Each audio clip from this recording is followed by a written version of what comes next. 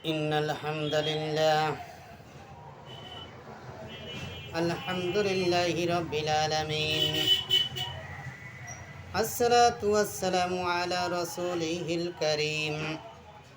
رب اشرح لي صدري ويسر لي أمري واحلل عقدة من لساني يفقهوا قولي. أما بعد. সমস্ত প্রশংসা মহান আল্লাহ রাব্বুল আলামিনের জন্য।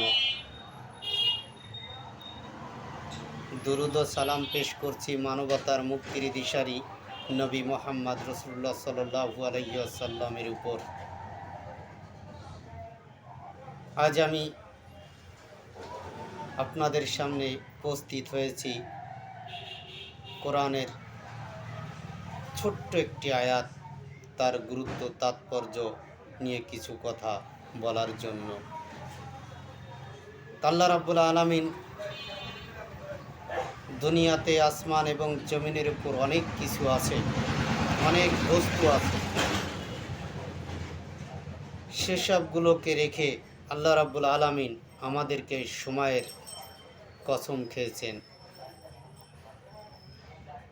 আল্লাহ রাব্বুল আলামিন পবিত্র কোরআনে বলছেন, ওয়াল আসর, সময়ের কসম। এই সময়ের কসমের যদি ব্যাখ্যা তাৎপর্য আমার মতো নগণ্য বান্দা যদি দিতে যায়, তাহলে হয়তো কয়েক জন্ম কেটে যাবে, তবু এই আয়াতের তাফসীর সম্পূর্ণ করা আমার দ্বারাই শেষ হবে না।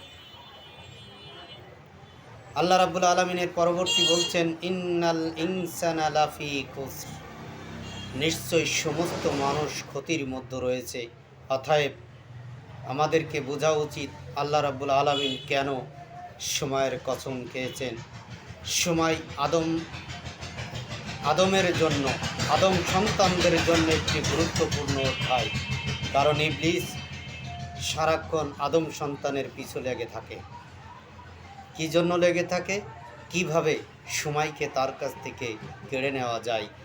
দুনিয়ার রং তামাশা, চাকচিক্য, অর্থ সম্পদ, সন্তান সন্ততি, সোনা দানা, এইসবের মোহে ফেলে সময় সম্পর্কে আমাদেরকে গাফেল করে দেয় ইবলিস। এই জন্য আল্লাহ রাব্বুল আলামিন সময়ের কসম খেয়েছেন।